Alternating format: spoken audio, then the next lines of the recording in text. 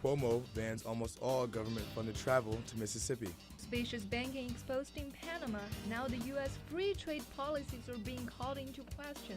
And women are being forced to pay more for the same products. We'll have economics professor Don Dukowski in studio to explain why.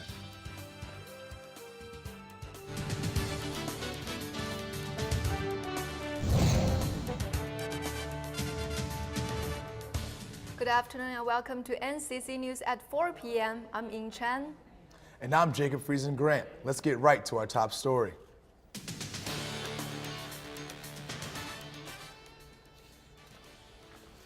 Governor Cuomo has banned all non-essential travel to Mississippi. The ban is the result of Mississippi passing a law that discriminates against LGBTQ community. The law allows businesses to refuse service to customers based on their gender identity and sexual orientation. Cuomo stated that he will not lift the ban until the law is repealed. For the first time in years, the New York State primary will play a key role in both of the primaries. Cruz and Sanders' big wins in Wisconsin are causing frontrunners Trump and Clinton to focus on their home state.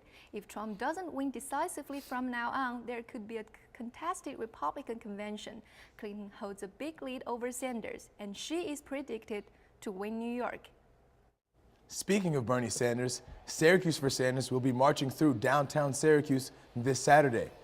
March organizers state that Central New York is feeling the burn. They feel that this march is a great way to energize supporters. The march will start at noon on the corner of South Franklin and Walton Street in Armory Square. After Syracuse women's basketball made history with its trip to the finals, the team fell just short in the national championship. Syracuse women's basketball marked this season after it beat South Carolina and got into Sweet 16. Then the team continued the momentum, voting to Final Four. Coach Helsman said the winning shouldn't come as a surprise because all team members have been top players since high school. Max Block has the full story in a few minutes. Former Secretary of State Madeleine Albright visited Syracuse University yesterday. She even wore an orange flower pin in support of the women's basketball team. Coming from a refugee family, Albright addressed the issue of globalization, public responsibility, and the current refugee crisis. Albright said refugees have done useful things to the country. She also said the biggest issue of our time is to understand what creates terrorists. Deputies are looking for a missing teenager who ran away from Syracuse Residential Center last month. 16-year-old Michael Latour was placed at the treatment center by social services. Police believe that he is making an effort to not be located. Latour is 6 feet tall and has tattoos on his arms. If you know any information on his whereabouts, please contact the police. Syracuse Department of Public Works Commission are working on fixing a large sinkhole in north of Syracuse that put neighbors in danger. The sinkhole is located on South Albert Street. The hole is 3 feet wide and 2 feet deep, and it's still getting bigger. The hole is in the middle of the crosswalk leading to the Franklin Elementary School. Syracuse School District said crossing guards are directing students away from unsafe area. Last night, a Lysander household reported their kids playing with liquid mercury. Firefighters and ambulance responded to the scene immediately and found no one getting injured. The owner of the house, Dan Ewald, said a neighbor's child brought a vial of mercury to his son and they played with it on hands. Ewald found the mercury later. They spilled it. He told the kids to wash hands right away. Mercury is a heavy metal and is often used in thermometer. Exposure to mercury may result in many diseases.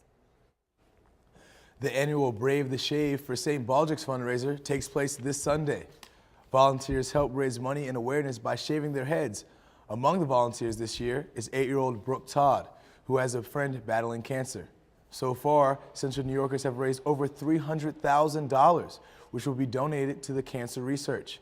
If you want to brave the shave, go to Kitty Hoyne's Irish Pub and Restaurant this Sunday. NCC News reporter Madison Carter joins us now to tell us about a fresh new way adults are trying to keep things light. Right, so have you guys heard about jokes about adulting? I haven't. Me either. What's Okay, so adulting is basically the process of being an adult, having to pay bills, having responsibilities, all the stuff that nobody really wants to do. The joke is that it's really hard to do, but thanks to new research about the growing trend of adult coloring, people now might get to hold on to a little bit of that childhood and take away some of the stress of adulting at the same time. If you're really serious about getting the most out of your coloring, coloringbooks.net says forget the crayons and go right to the colored pencils to get the precision you need for the best drawing.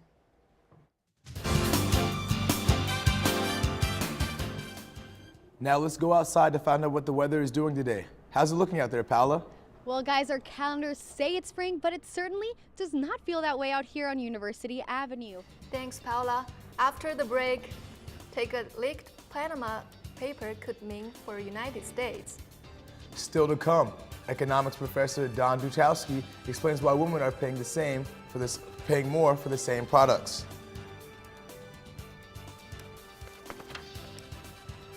And they may not have won, but what does this historic season mean for the future of women's basketball team? Max Block will have the full story in a few minutes. Federal officials said this morning that they are shifting Ebola funds to Zika virus fight because the Congress won't approve Zika funding. The White House said the situation of Zika has grown more critical. Other federal agencies, including the Centers for Disease Control and Prevention and National Institutes of Health, have been working on various fronts. They started talking about tax havens and such. Then they made the impression that I had been involved in that. It is very important to remember that my wife's company has never been in a tax haven. Despite that attempt to distance himself from the Panama Papers scandal, the Icelandic Prime Minister is stepping down. Professor Don Dukowski explains why women are paying more than men for common products. We'll be right back. NCC News' Paolo Suro tells us what take local stores have on this issue. That's right, guys. I spoke to students and employees to get their angle on why women pay more for the same product 40% of the time. There's still no law that avoids this from happening. Razors, jeans, shoes, shampoo. These are just some items that women pay more than men for, also referred to as a pink tax.